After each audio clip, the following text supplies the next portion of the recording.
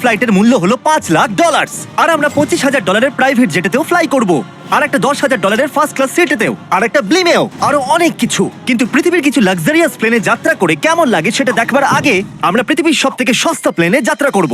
এর অবস্থা খারাপ। এই নাও $1। আমি খুবই নার্ভাস। তোমার নার্ভাস হওয়ার কোনো দরকার নেই, আমি হাফ ডজন বার এটা করেছি। আপনি এটা 6 বার করেছেন। এর আওয়াজটা লন মোভার ইঞ্জিনের মতো কেন? পৃথিবীর সবথেকে সস্তা প্লেনে যাত্রা করার সময় এসে গেছে। আরে না, আরে না, ও মাই গড, ও না, আমরা অনেক জোরে যাচ্ছি ভাই। Bye Jimmy. এটা আমার একদমই সেফ মনে হচ্ছে না। ওর ক্যামেরার সঙ্গে একটু ধাক্কা লাগছিল, একটুর জন্য বেঁচে গেল। তুমি সিট বেল্ট বেঁধেছো তো? আপনি আমাকে শুধু বাঁচিয়ে রাখার দিকে ফোকাস করুন। আমি চেষ্টা করছি।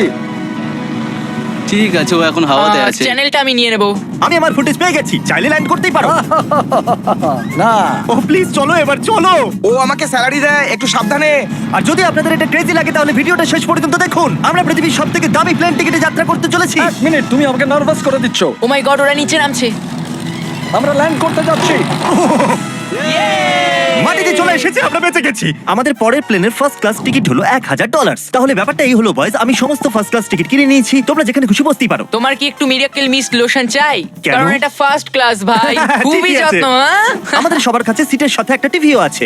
এই টিকিটে আছে ভালো ভালো খাবার, বাথরুমের জিনিস আর একটা পাজামা। আমরা এগুলো বাড়িতে নিয়ে যেতে পারি কি? আর লম্বা ফ্লাইটের জন্য রিক্লাইন।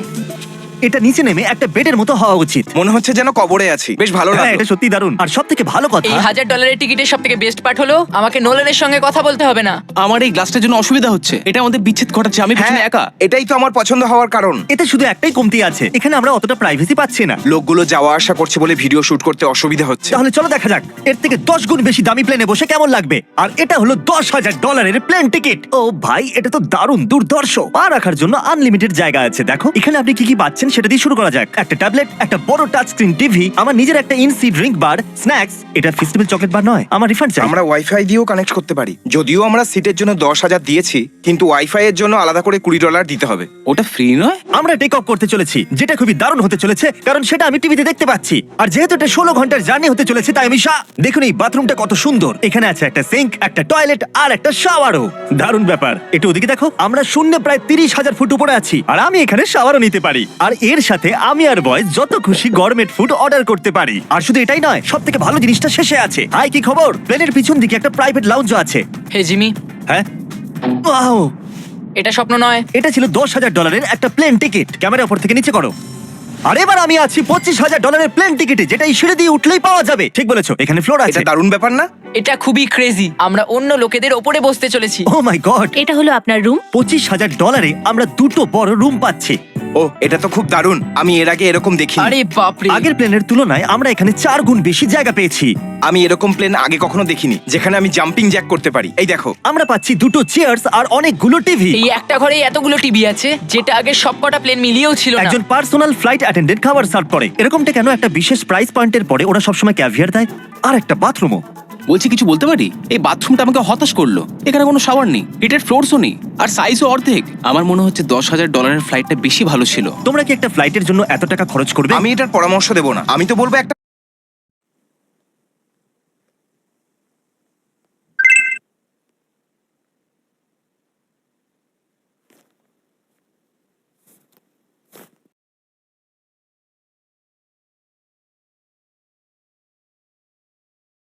গাড়ি এর নিয়ে বদলে নাও। গাড়ি নিয়ে আর নাও। এটা হলো রুমের সবথেকে বেস্ট পার্ট, একটা queen size bed.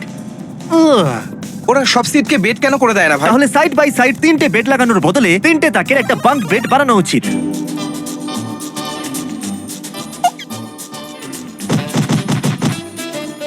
Good morning. ঘুম তো খুব সুন্দর হয়েছে। কাল উঠে পড়ো, আমরা ল্যান্ড করতে চলেছি। আমি একটা পাথরের মতো ঘুমিয়েছি। এটা ছিল পৃথিবীর সবথেকে দামি কমার্শিয়াল ফ্লাইট। এবার সময় এসেছে প্রাইভেট ফ্লাইটের। তাহলে এটা হলো $1,00,000 প্লেন। এটা অনেকটা বড়। এই প্রাইস পয়েন্টে আমরা পাচ্ছি একটা পুরো প্লেন। Private, private, private. ভাই, এটা তো ইয়টের মতো। এটা তো অসাধারণ। এটা তো সত্যি অসাধারণ। তুমি একটা ক্রেজি জিনিস জানতে চাও? এখানে একটা নয়, এমন 4টে রুম আছে। এখানে লাউঞ্জ এরিয়াও আছে। ভাবলাম এটুকুই থাকবে। গাইজ, একটু এদিকে এসো। এটা কোন ঘর? এটা লিটারালি একটা লাউঞ্জ এরিয়া, যেখানে অনেক স্ন্যাক্স আর একটা বড় টিভি আছে। আর যদি ক্লান্ত হয়ে পড়ো তাহলে একটা প্রাইভেট বেডরুমও পাওয়া যাবে। ডুড কি? এটা একদম হোটেলের মতো। আর সবার শেষে আছে একটা বাথরুম। তারিক, এখন তুমি তোমার মুখটা বন্ধ রাখো। চুপ করো। এটা দারুণ। বাথরুমে এখানে একটা সিটও আছে। তুমি কখনো এর থেকে অর্ধেক সাইজের জেট দেখেছো? না। কোনোদিন তাহলে না। আমরা আমাদের প্রাইভেট জেটেতে আছি, কি কথা বলা উচিত? হ্যাঁ, আমি বলছি আমি আগের বছর বেঁচেছিলাম স্মিথারিজ অ্যাকাউন্ট। এই দাঁড়াও, আমার মনে হচ্ছে আমি পেছনের দিকে সাবধানে। যাচ্ছি। ও গোপ্রো! বুঝতেই পারিনি আমরা টেক অফ না, করছি। আমার ক্যামেরা! দাঁড়াও! এটা একটা পাগলামি। ও মাই গড, ছোটবেলার কথা মনে পড়ে গেল। ও সাবধানে। ঠিক আছে, আমি নিচে বসে যাচ্ছি। এটা এখনো সবথেকে ভালো বাথরুম। এখানে এটা টয়লেট, এখানে বসে তোমরা টিভি দেখতে পারো। হ্যাঁ নোলেন, আশা করি তুমি বাথরুমে কমফোর্টেবল থাকবে। এখানে হচ্ছেটা কি আমি কিছু বুঝতে পারছি না। না না, ও কখনোই বাইরে আসবে না। ও এটা হলো steak, mash potatoes Oh, and thank you so veggies. much. আর আমরা আপনাদের জন্য পিৎজাও বানিয়েছি। ইয়ে! এটা আমার সবথেকে ফেভারিট প্লেন, কারণ এখানে আছে ইউটিউব। কিন্তু আমরা প্রথমে পপ আপ হয়নি, তাই এখন নয়। আমরা বলতেই পারি এটা একটা বড় লোকের বেড, কারণ এখানে 500 বালিশ আছে। এটাকে এখানে রাখি, এখানে এটাকে রাখি।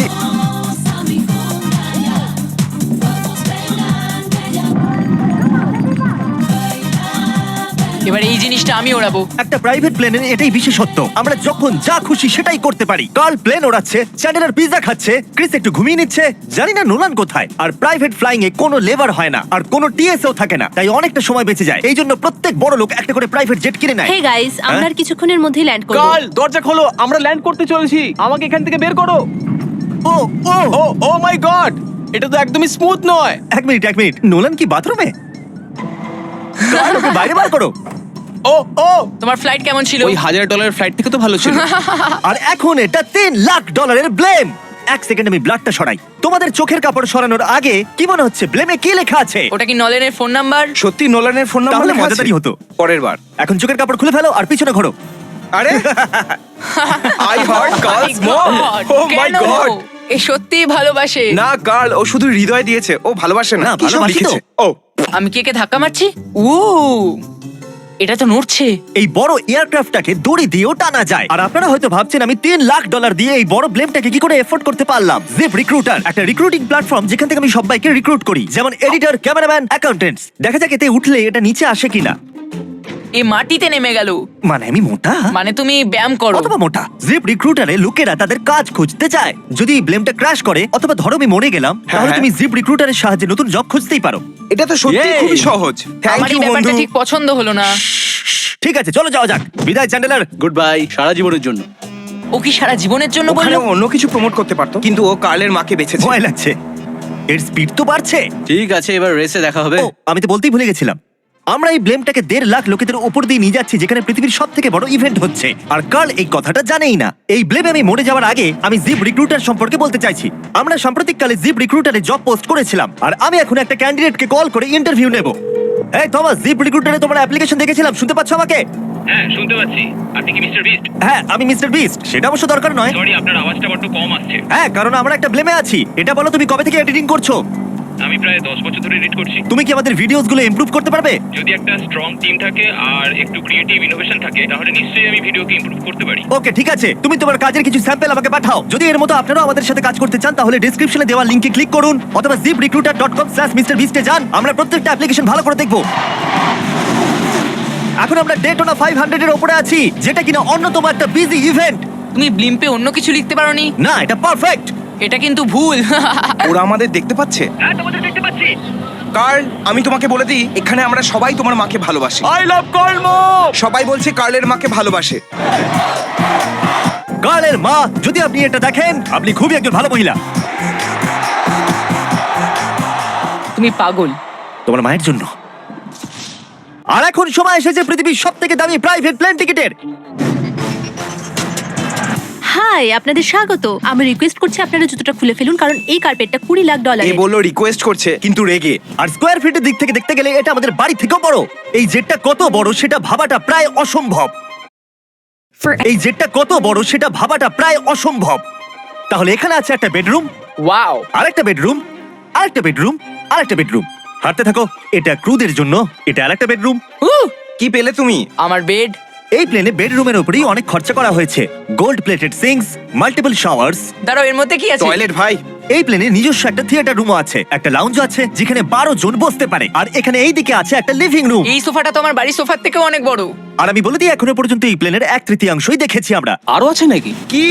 ও এখানে তো দারুণ গেম আছে। আমরা ফ্লাইট অ্যাটেন্ডেন্সে বেডরুমে ডাকতে পারি। যদি আমরা সবসময় এভাবেই যেতাম তাহলে আমি হাওয়াতেই থাকতাম। ও এটা কি? সরি, লাইট অন অফ করছি আমি। আমরা এই রুমটাকে কি করে মিস করলাম? আমরা পুরো প্লেনে ঘুরেছিলাম না? যদি তোমার মনে হয় তুমি সবকিছু দেখে ফেলেছো তাহলে বলে দিই প্লেনেতে ম্যাসাজ রুমও আছে। কেমন আছো কার্ল? এটা দারুণ। তো এটাকে সত্যি টাচ করা বারণ।